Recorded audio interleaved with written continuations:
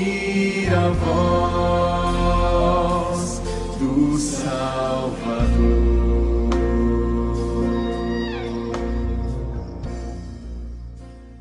Queria pedir para vocês abrirem no Salmos 23. Hoje eu vou ser sincero com vocês. Hoje eu não vou falar nada de novo. Assim, eu acho que hoje eu vim só para relembrar mesmo algumas coisas que talvez a gente tenha esquecido. E se a gente esqueceu, que você relembre. Amém? Vamos lá, Salmo 23, versículo 1. O Senhor é o meu pastor, nada me faltará. Só isso, hoje. Vamos orar? Senhor meu Deus, Pai, obrigado por mais essa oportunidade de pregar em casa. Obrigado porque o Senhor já derramou misericórdia, porque a sua misericórdia se renova a cada manhã. Pai, eu venho te pedir que o Espírito Santo venha nesse lugar, Pai, abra o coração, abra os ouvidos, abra a mente para que todos possam ouvir sua voz, Pai. Venho pedir também que o Senhor encha meu coração do teu Espírito, Pai, para que eu não possa falar nada além do que o Senhor quer, nem para a direita, nem para a esquerda. Eu só quero mesmo é ser o burrinho que levou o Senhor lá para Jerusalém. Se eu for o burrinho, tá bom, tá ótimo, tá maravilhoso. Então faz de mim um burrinho, Pai, hoje. Em nome de Jesus. Amém. Amém. Cara, esse teu bigode tá muito bonito, cara.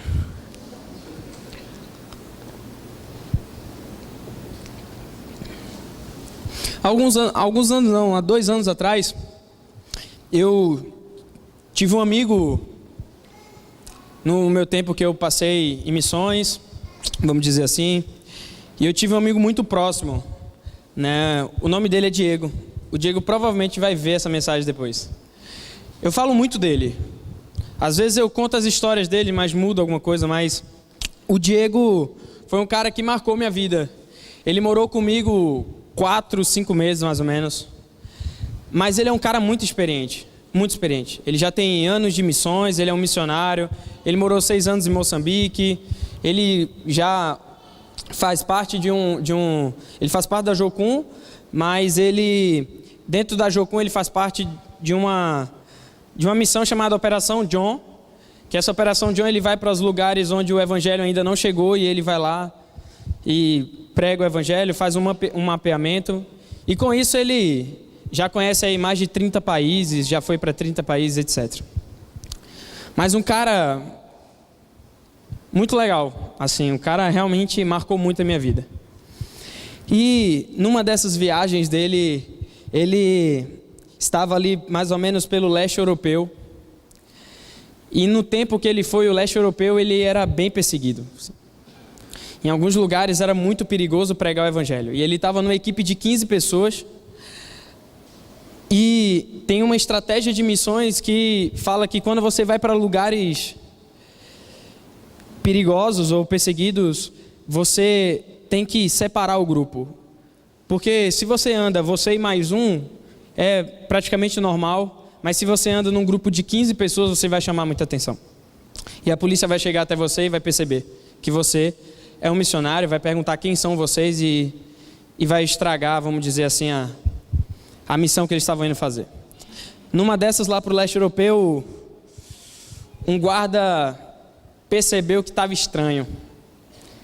Uma área que não era muito movimentada começou a se movimentar demais.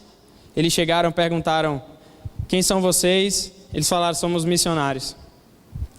Só deu tempo de pegar toda a mala e correr para o aeroporto. Uma outra estratégia é: sempre tenha um dinheiro de passagem de volta urgente para você voltar. Porém, o dinheiro não tinha. O dinheiro não tinha da passagem de volta para 15 pessoas. Nesse meio tempo, eles correram para o aeroporto. Porque o aeroporto é área internacional. Ninguém pode prender ninguém dentro do aeroporto por causa de religião, por exemplo. Ninguém vai fazer isso. Pelo menos até onde eu sei, isso não acontece. Porque é área internacional. E eles ficaram lá 1 dia e meio. Nesses grupos, até o dinheiro é compartilhado. Vão 2 pessoas no caixa eletrônico, olha o saldo. Se tiver saldo, já saca, porque tem que alimentar todo mundo. Então quem tem 1.000 ou quem tem R$100 na conta é de todo mundo. O grupo tem R$1.100. Numa dessas foram todos os caixas eletrônicos, tiraram todo o dinheiro que tinha, mas também não resolveu.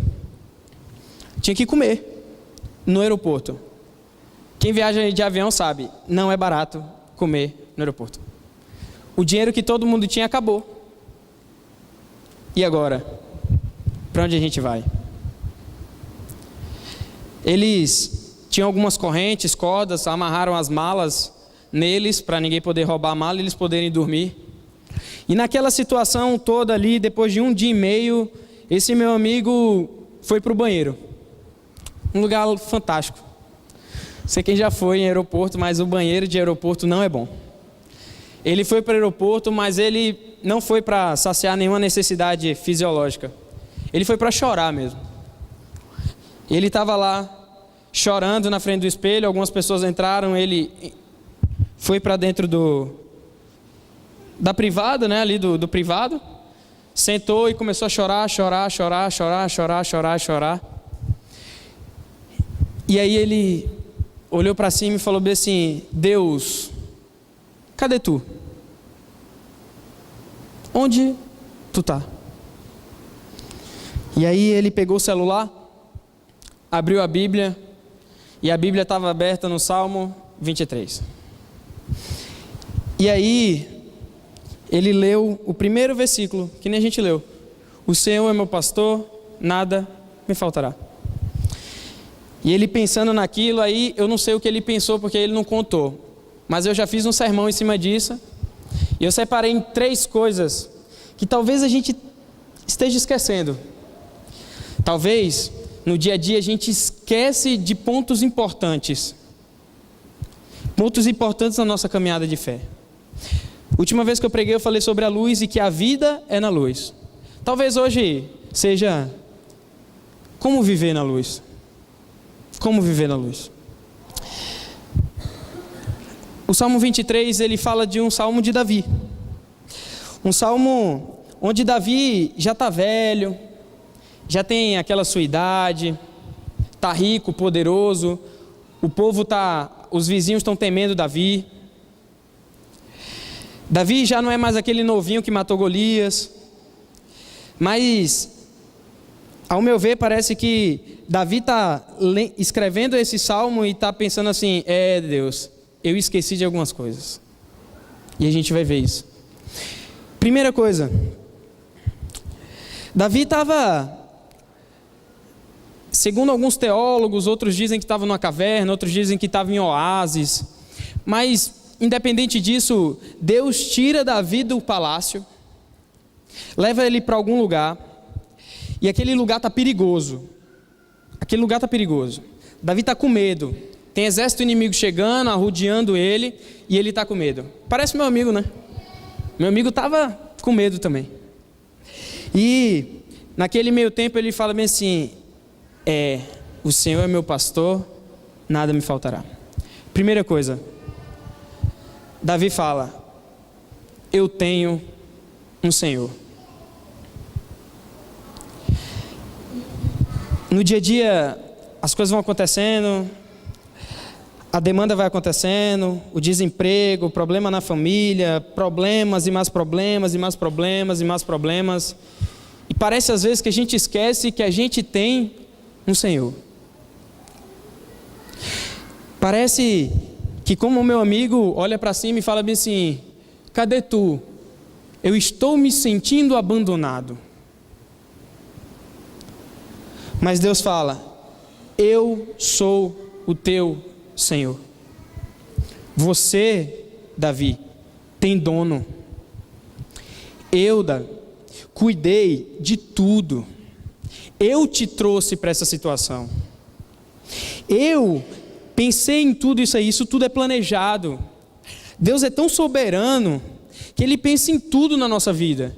Não é do nada. As coisas não acontecem simplesmente, aconteceu, como se não tivesse ninguém acompanhando, ou ninguém ditando o ritmo, ou ninguém desenhando. Deus é o teu Senhor. Davi, você não está em perigo, porque eu sou o teu Senhor. Isso parece simples, mas não é tão simples. Reconhecer naquele momento que Davi, um cara poderoso, um cara que todo mundo temia ele, parar naquele momento e falar bem assim: o Senhor é o meu Deus. Será que a gente não está um pouco parecido com Davi? Será que porque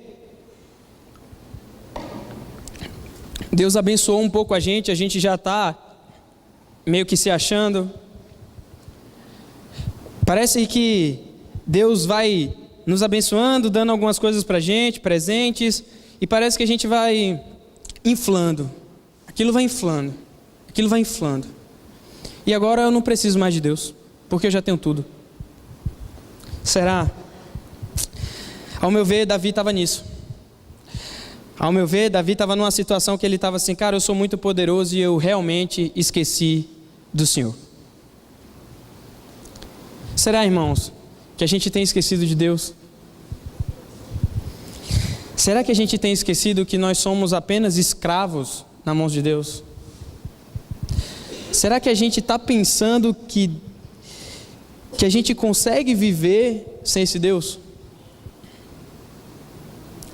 Essa foi a primeira coisa que o meu amigo sentiu no coração. A segunda foi que, além de Senhor, o Senhor é meu pastor. O Senhor é o meu pastor.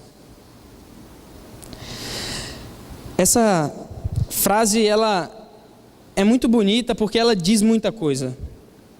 Se nós buscarmos em João 10 a parábola do bom pastor, nós vamos ver que a mesma palavra que está no Salmo 23 é a mesma que está em João 10. O sentido é o mesmo.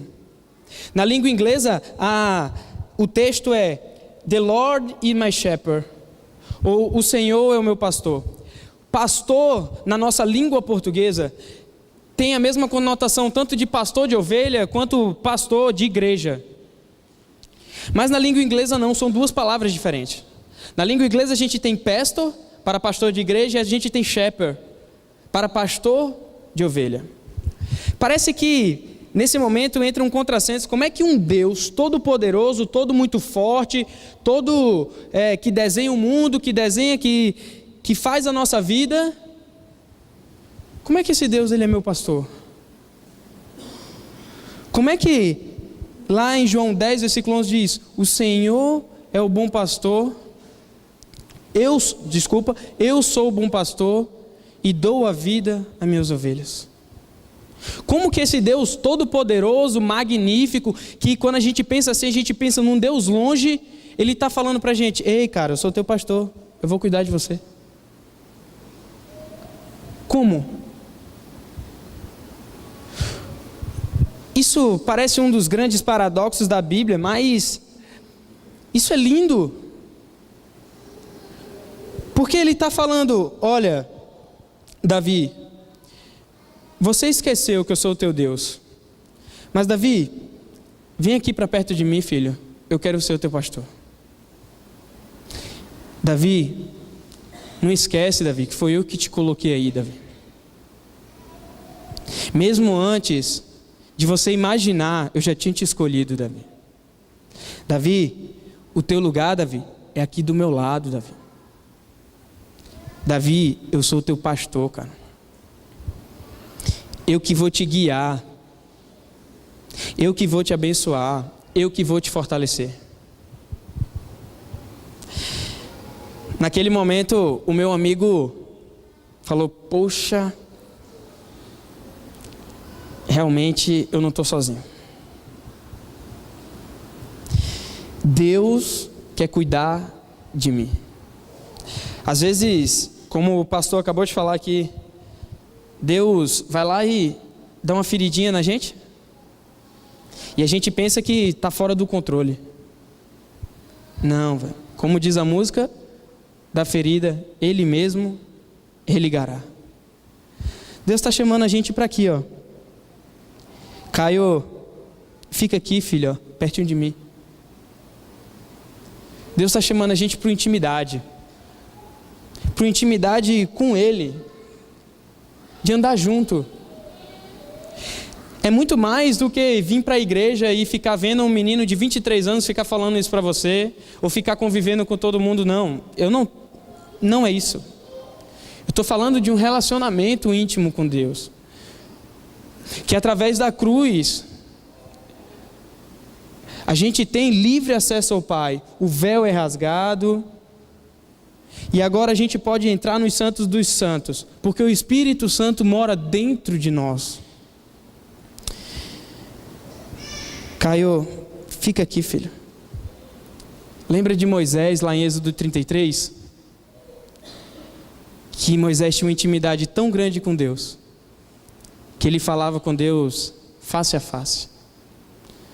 Deus quer olhar para a gente e falar bem assim: gente, vamos olhar face a face. O Deus poderoso, Ele é o Deus que chama a gente, põe a gente no colo e fala: filho, deixa que eu te levo. Filho, o meu caminho é bom, perfeito e agradável.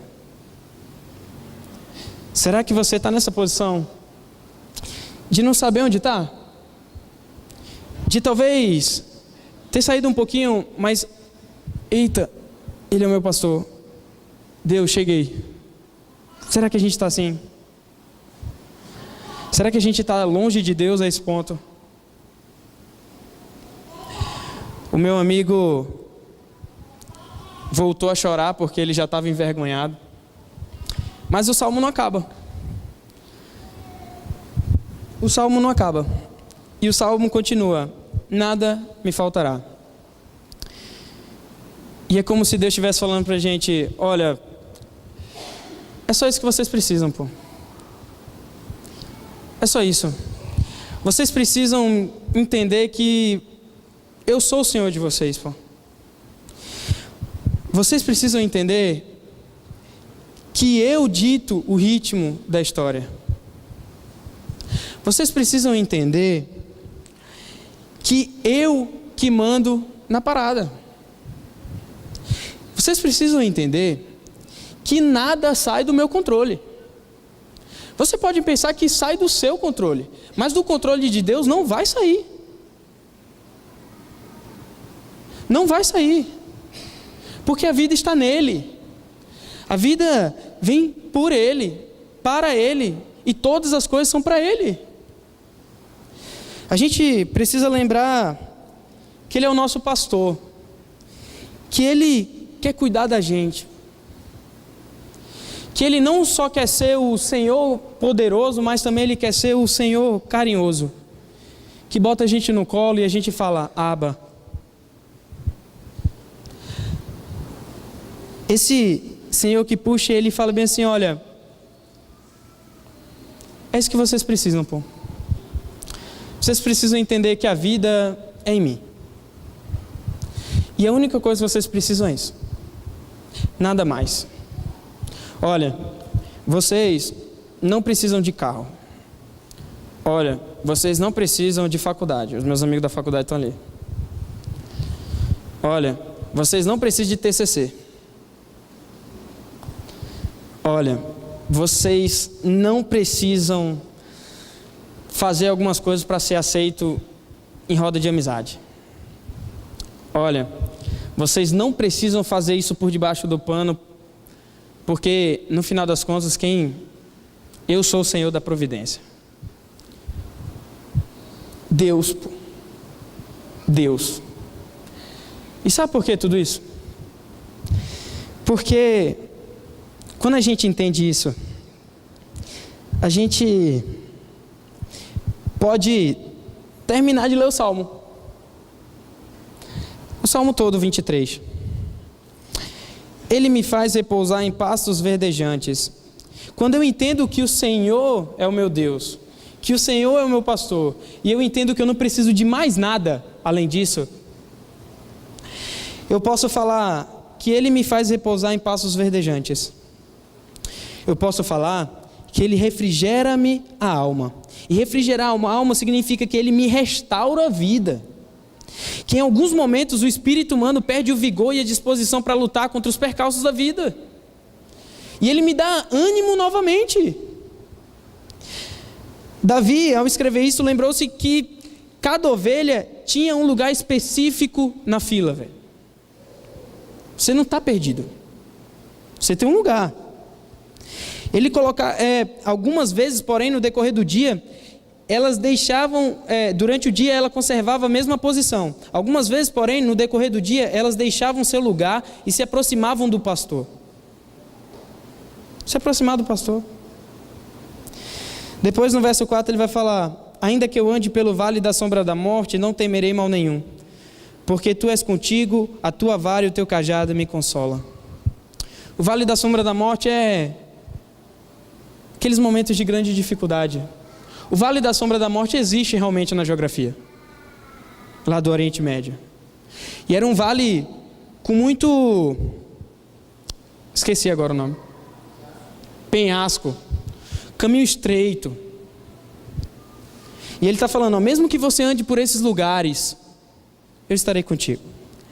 A tua vara e o teu cajado me consolam. Deus, irmãos, na caminhada, você está andando, na caminhada da vida aqui, ó, Deus vai dar instrumentos para você viver. Ele não vai te abandonar.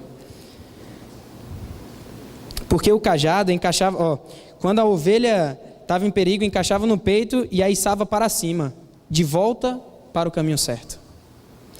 Versículo 5: preparas-me uma mesa na presença dos meus adversários, unges a cabeça com óleo, o meu cálice transborda. Preparas-me uma mesa significa nas campinas da Terra Santa havia algumas plantas que, se ingeridas, olha que interessante, que se inseridas, seriam fatais para as ovelhas. Havia outras ainda que possuíam espinhos e arranhariam o focinho do animal, provocando ferimentos sérios.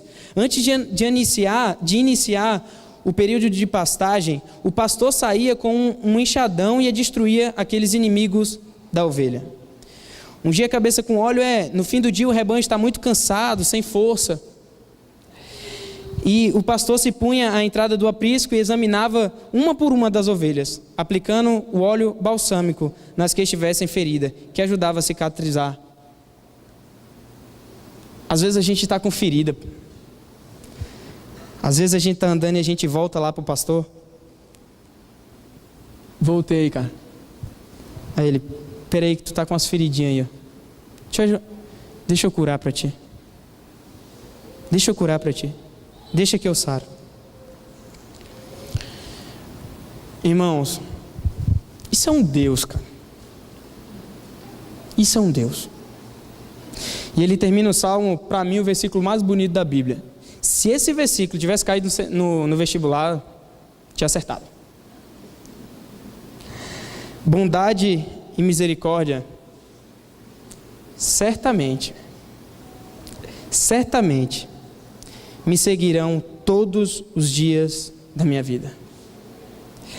E habitarei na casa do Senhor para todo o sempre. Olha, a bondade e a misericórdia de Deus está todo dia com a gente. Todos os dias.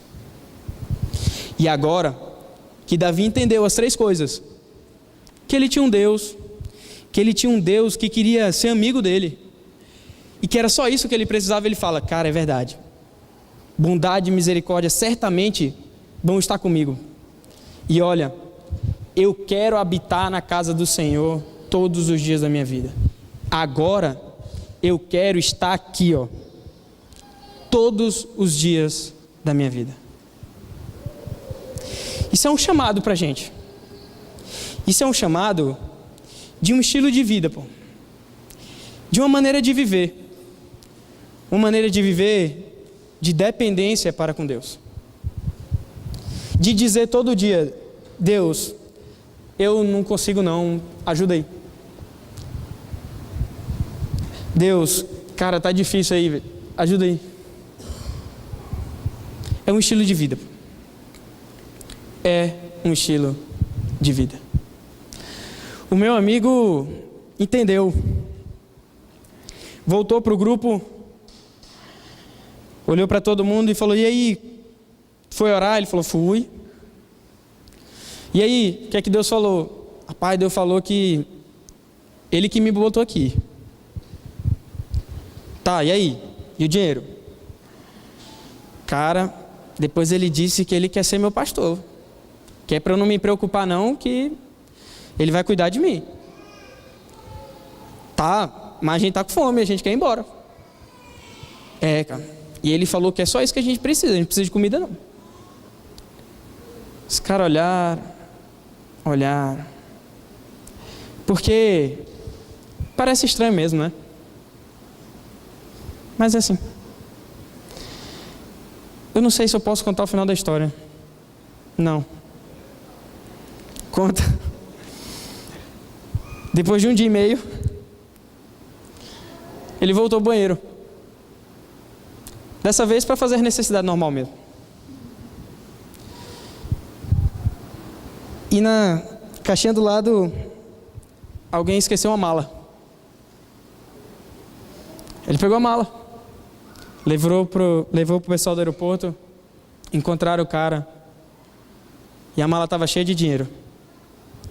O cara pegou uma quantia, entregou para ele. A quantia era exatamente o valor da passagem de todo mundo. Porque a gente precisa entender é que a gente não faz nada, pô. A gente precisa entender que eu tô aqui não é porque de mim não, velho. Porque aqui eu tô nervoso. Entendeu? Aqui eu tô nervoso. Mas graças a Deus eu tenho ciência absoluta que não sou eu que estou falando. Porque assim é a vida. Um estilo de vida cristão é um estilo de vida onde eu olho para Deus e falo: cara, ó, agora é contigo. E agora é contigo para sempre mesmo. Sabe aquele momento que você faz um monte de coisa e nada dá certo na hora? Aí você fala: seja o que Deus quiser, você entendeu. É isso mesmo. Viu, Chiquinho? É isso mesmo. Quando você entrega, quando você fala: olha, eu confio no meu Deus mesmo, tá aqui, ó. Sabe esse problema, essa ansiedade? Tá aqui, ó. Toma aí, Deus. O problema é do Senhor. Aí Ele resolve. Ele resolve melhor do que você. Com certeza. Que Deus não pare de modo algum de renovar a misericórdia dele. Porque todo dia eu tô lá: ei, velho, valeu. Que Deus tenha misericórdia da gente. Que Deus tenha misericórdia da nossa vida e do nosso estilo de vida. Que Deus nos abençoe nessa semana e que Ele não pare de amar a gente nunca. Que é só isso que a gente precisa. Deus abençoe a todos. Uma ótima semana.